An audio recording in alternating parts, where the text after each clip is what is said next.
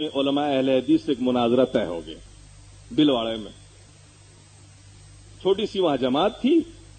ایک مولوی صاحب تھے, وہ ہر جگہ کہتے پیتے تھے کہ سورہ فاتحہ کے بغیر نماز نہیں ہوتی, سورہ فاتحہ کے بغیر نماز نہیں ہوتی.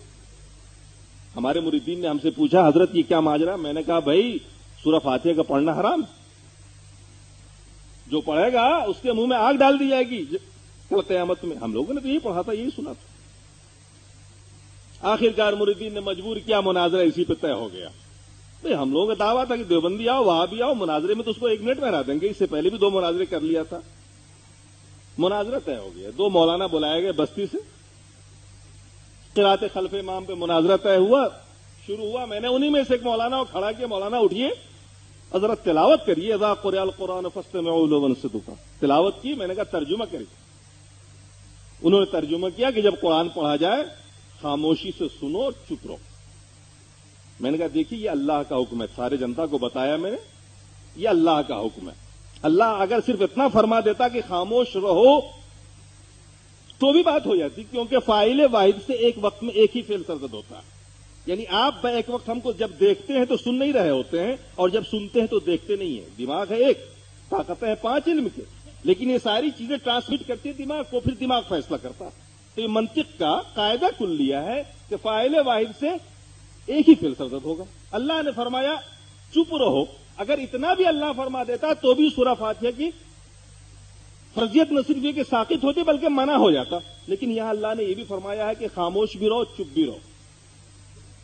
میں نے لوگوں سے کہا کہ دیکھو یہ علماء جن کو آپ لائے ہو مناظرہ کے لیے, جن کو ہم گستاخ رسول اب تک کہا کرتے تھے, اب یہ کہنا پڑے گا کہ یہ قرآن کو ہی نہیں مانتے. قرآن کی اس آیت میں اللہ نے حکم دیا ہے اور یہ کہہ رہے ہیں سورہ فاتحہ پیچھے پڑھو, ادھر آگے امام قرات کرے گا اور پیچھے سے کہیں گے کہ مقتدی سورہ فاتحہ پڑھے. اب بتاؤ کیسے سننا پایا جائے گا, کیسے چپ رہنا پایا جائے گا؟ لوگوں کی بات سمجھ میں آ گئی. لوگ آ کے مولانا آپ بالکل ٹھیک کہہ رہے ہیں, حضرت آپ بالکل ٹھیک کہہ رہے ہیں, یہ سب غلط ہے. بات آئی گئی ہو گئی. ہمارے سامنے اس سے پہلے بہت حدیثیں آئی تھی اس ضمن کی, لیکن ہم سب کی تعویل کرتے تھے. جو تعویلیں کی انفراد پر محمول کرتے تھے. اتفاق کہیے کہ 15-20 روز کے بعد مسلم شریف پڑھاتے ہوئے ایک حدیث سامنے آئی, عبادہ ابن صامت رضی اللہ تعالیٰ عنہ سے مروی, جس میں آپ نے ارشاد آپ نماز پڑھ رہے تھے, اللہ کے رسول نماز پڑھا رہے تھے, سلام پھیرنے کے بعد اللہ کے رسول صلی اللہ علیہ وسلم نے پوچھا کہ تم میں کس نے قرات کی ہے میرے پیچھے؟ آپ نے عرض کیا عبادہ ابن صامت نے, یا رسول اللہ میں نے. اللہ کے رسول نے جواب میں ارشاد فرمایا کہ سورہ فاتحہ کے علاوہ کچھ مت پڑھا کرو, کیونکہ اس شخص کی نماز نہیں ہوگی جو سورہ فاتحہ نہیں پڑھتا. اب جب یہ حدیث میرے سامنے آئی تو میں چکر میں پڑ گیا. اب تک یہ حدیث نہیں آئی تھی, عملی تفسیر آئی ہم نے سامنے آئی. اب میں سوچنے پہ مجبور ہو گیا کہ یا اللہ, قرآن کی یہ آیت اللہ کے رسول پہ نازل ہوئی, مطلب ہم نکال رہے ہیں. اگر اس کا وہی مطلب ہے جو ہم بیان کر رہے ہیں تو پھر اللہ کے رسول نے ایسا کیوں فرمایا؟ اب ہم پریشانی میں مبتلا ہو گئے.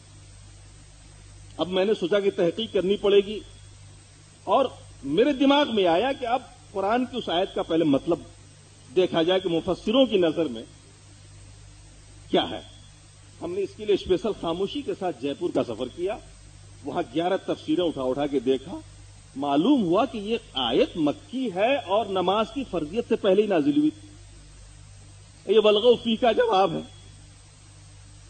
جو کفار مکہ نے مشورہ کیا, میٹنگ کی کہ جب محمد قرآن پڑھے تم لوگ شور مچاؤ, بلغو فی شور مچاؤ تاکہ تم کامیاب ہو جاؤ, ان کی بات دوسرے نہ سن سکے. تو اس کے جواب میں یہ آیت نازل ہوئی کہ اذا قرئ القرآن, جب قرآن پڑھا جائے خاموشی سنو, چپ رہو, ہو سکتا ہے اللہ تمہارے اوپر رحم کر دے, تمہیں ہدایت دے دے. اب سمجھ میں آیا کہ اس آیت کو کہاں پہ فٹ کیا گیا. نازل تو کیا کہاں ہوئی, شان نزول کچھ اور ہے, اور فٹ کہیں اور پہ کیا گیا. اب شرح صدر ہوا. میں نے سوچا کہ وہی اتنی بڑی بات میں تنہا سوچ رہا ہوں, چونکہ ہمارے علماء دیوبند اور علماء بریلی, عوام دیوبند عوام بریلی دونوں بھائی بھائی اس معاملے میں, دونوں ہی مقلد ہیں, ہم دونوں ہی اندھے ہیں, دونوں ہی تقلید کر رہے ہیں کھل کے. تو مجھے اطمینان نہیں ہوا. میں نے کہا نہیں, تحقیق کرنی پڑے گی, میں جرات نہیں کر سکتا بولنے کی. چنانچہ جامعہ کے 2 بڑے عالم جو شیخ الحدیث تھے, ان کو بٹھا کے اکیلے میں نے اپنی یہ ساری پریشانی رکھی ان کے سامنے. گفتگو شروع ہوئی قرات خلف امام پہ, ان لوگوں نے بھرپور دفاع کیا ابو حنیفہ کی طرف سے. میں نے کہا مولانا یہ ساری وہ باتیں ہیں جو ہم ہدایہ میں پڑھاتے چلے آ رہے ہیں, یہ وہ تعویلیں ہیں جو ہم زندگی بھر کرتے چلے آ رہے ہیں. آپ کچھ ایسی بات لائیے جس سے ہمیں تسلی ہو, تشفی ہو جائے.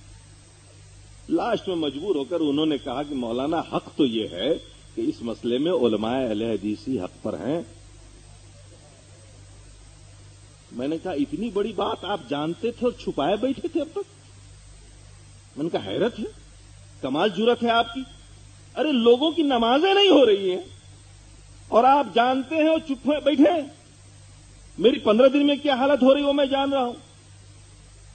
کہنے لگے کیا کیجئے گا, اب اس بات کو بولیے گا تو عوام میں بڑا اختلاف ہوگا. ہندوستان کے عوام میں ویسے ہی بہت بڑا اختلاف چلا آ رہا ہے, پہلے سے ٹکڑوں میں بٹے ہوئے ہیں. اگر اس مسئلے کو بازار میں لا دیا گیا تو پھر نیا اختلاف شروع ہو جائے گا. میں نے کہا ایسی بات ہے تو میں آپ کو ایک ایسا راستہ بتا دیتا ہوں کہ ایسا اتحاد ہوگا کہ ہندوستان نے کبھی ایسا اتحاد دیکھا نہیں ہوگا مسلمانوں میں. کہنے لگے کیا؟ میں نے کہا لکھیے ایک فتویٰ, میں بھی سائن کرتا ہوں اور آپ بھی سائن کریے. آج کے بعد مسلمانوں پر سے نماز کی فرضیت ساقط. میں نے کہا لکھیے فتویٰ, آج کے بعد ہندوستانی مسلمانوں پر نماز کی فرضیت ساقط. آپ بھی سائن کریے, میں بھی سائن کرتا ہوں. دونوں نمائندے ہیں دونوں گروپ کے. کہنے لگے مولانا آپ پاگل ہو گئے کیا؟ میں نے کہا میاں 90% مسلمان ہندوستان میں نماز نہیں پڑھتا, 10% لوگ پڑھتے ہیں بغیر سورہ فاتحہ کے, وہ بھی نہیں ہوتی ہے. تو بلا وجہ یہ فرضیت کا بوجھ کندھے پہ لیے کیوں پھرے آدمی؟ 90% تو ویسے ہی نہیں پڑھتے ہیں, 10% بغیر سورہ فاتحہ کا پڑھتا ہے. یہ اہل حدیث ہے